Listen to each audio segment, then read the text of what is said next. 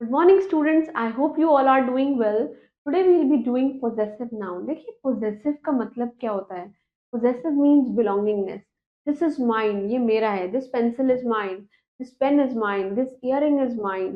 This shirt is mine. आप कुछ भी कहें, इसमें belongingness है. जभी भी this word you must have seen, you must have heard this word in property dealing. Because whenever you are buying a property, dealer never gives you a possession on the same day. He takes the time from you that I'll give you a possession after 3 months, after 4 months. फिर हम लोग shift करते हैं वहां पे, तब हमें उस घर का पोजेशन मिलता है. पोजेशन मीन्स वो घर की बिलोंगिंगनेस, उस पे हक हमें मिल जाता है. तो possession word basically originate from there only. And today will be studying about possessive nouns. And we all know what are nouns. Nouns are the naming words, that is the name of a person, place, animal, and thing. And please make sure that you all are revising the previous concept. So let's just. It's possessive noun, right? What is possessive noun? Possessive noun is a special form of noun. Special form of noun key that is used to indicate ownership, means possession. I told you this thing. Possessive noun represents the owner, जिसको हम possessor कहते हैं, जो हमें ये ownership देता है. And it usually come right before the another representing their own. दूसरे को रिप्रेजेंट करने से पहले ये नाउन के पहले आ जाता है. जैसे इस लाइन को हम कैसे समझेंगे, देखिए. द स्टूडेंट्स नोट, स्टूडेंट्स के नोट्स हैं, ये मेरे नोट्स नहीं है, बच्चों के नोट्स हैं. This pen ink is blue, ये वाले पेन की इंक कैसी है, ब्लू कलर की है. The bag's colour is this, bag का कलर क्या है, बिल्कुल उसके जैसा ही है, इज हिज.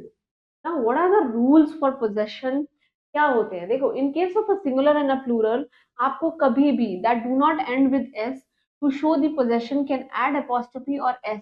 देखिए, एक बात बहुत ध्यान से रखिएगा, आप दोबारा ध्यान से सुनिए.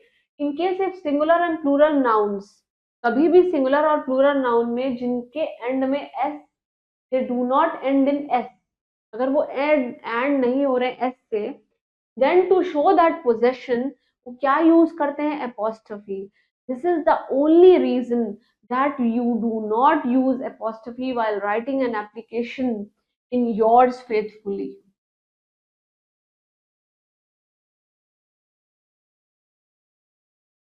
योर्स फेथफुली में आप एपोस्ट्रोफी नहीं लगाते हैं, क्योंकि अगर आपने लगा दिया, वो चीज नॉन लिविंग कंसिडर हो जाएगी.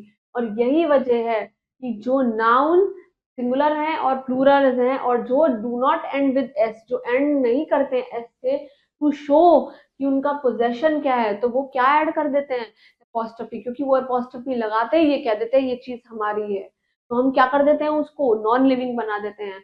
And S, that is S, और वो कैसे लगाते हैं, ऐसे. अब इस चीज को हम एक्सप्लेनेशन कैसे करेंगे, through the help of example, right. The pencil belongs to Aryan, ये पेंसिल किसको बिलोंग करती है, आर्यन को बिलोंग करती है, because it's Aryan's pencil, right.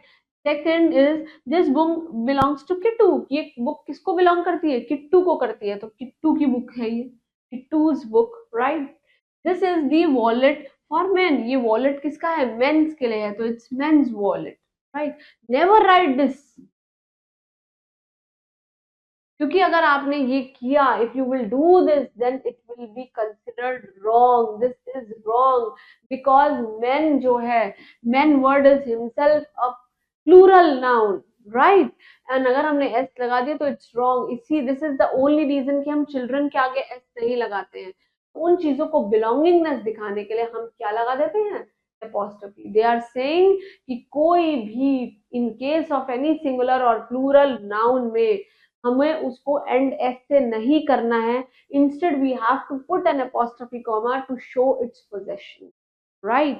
And I have explained you this line by giving an example of men, कि आपको men के आगे कभी भी s नहीं लगाना. बहुत सारे एग्जांपल्स हैं ऐसे, लाइक चिल्ड्रन, दिस s नहीं लगाना. बट अगर हमें ये दिखाना है कि इनका पोजेशन है, then we will say it's men's, apostrophe लगा के. And then we can say it's children's, ऐसे लग, right. Now if the singular and the plural noun if end in s, अगर वो s से end हो जाए और उन्हें अपना possession दिखाना हो, then they can only add apostrophe. Singular में हम सिर्फ और सिर्फ अपना possession दिखाने के लिए apostrophe लगाएंगे. This box belongs to girls, तो it's a girls box, तो हम क्या लगाएंगे, सिर्फ apostrophe, क्योंकि इसके आगे ऑलरेडी s लगा हुआ है. Singular or plural nouns that are ending with s, to show their possession we will put apostrophe at the end. But singular or plural who are not ending with s, you just have to put an apostrophe s इनके साथ, this way, right?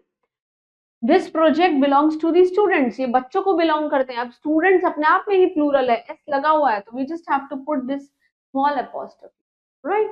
Please make sure that you will make keynotes for this, because this is very important.